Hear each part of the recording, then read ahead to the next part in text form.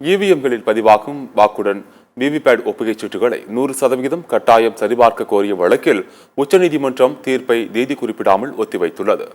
மின்னணு வாக்குப்பதிவு இயந்திரத்தில் பதிவான வாக்குகளை விவிபேட் ஒப்புகைச் சீட்டுகளுடன் சரிபார்ப்பதை கட்டாயமாக்க கோரி உச்சநீதிமன்றத்தில் பொதுநல மனுக்கள் தாக்கல் செய்யப்பட்டன. மனுதாரர்கள் தரப்பில் மூத்த வழக்கறிஞர் பிரசாந்த் பூஷன் ஆஜரானார்.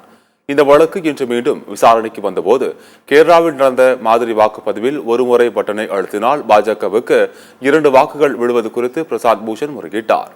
மாதிரி வாக்குப்பதிவின் போது பாஜகவுக்கு அதிக வாக்குகள் பதிவானதாக வெளியான செய்தியில் உண்மையில்லை என்றும் தேர்தல் நடைமுறை தொடர்பாக முன்வைக்கும் குற்றச்சாட்டுகளில் அடிப்படை இல்லை எனவும் தேர்தல் ஆணையம் தரப்பில் தெரிவிக்கப்பட்டது. கேரளாவில் நடந்த மாதிரி வாக்குப்பதிவு குறித்து உரிய விசாரணை நடத்த தேர்தல் ஆணையத்திற்கு நீதிபதிகள் உத்தரவிட்டனர். அனைத்து பாதுகாப்பு அம்சங்களும் உறுதி செய்யப்பட்டிருப்பதால் தேர்தல் மோசடிக்கு வாய்ப்புகள் இல்லை என்று தேர்தல் ஆணையம் தரப்பில் தெரிவிக்கப்பட்டது. தேர்தல் நடைமுறையில் நேர்மையை எப்படி உறுதி செய்வது என்று கேள்வி எழுப்பிய நீதிபதிகள் தேர்தல் முறையில் புனித தன்மையை காக்கப்பட வேண்டும் என்று குறிப்பிட்டனர்.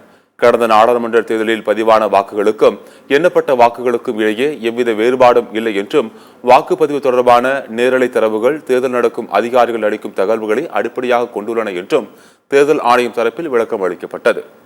தேர்தல் நடைமுறையில் மறைப்பதற்கு எதுவும் இல்லை என்றும் எனவே இந்த மனுக்களை தள்ளுபடி செய்ய வேண்டும் என தேர்தல் ஆணையம் தரப்பில் தெரிவிக்கப்பட்டது. இதனையடுத்து வழக்கின் தீர்ப்பை உச்சநீதிமன்றம் தேதி குறிப்பிடாமல் ஒத்திவைத்துள்ளது.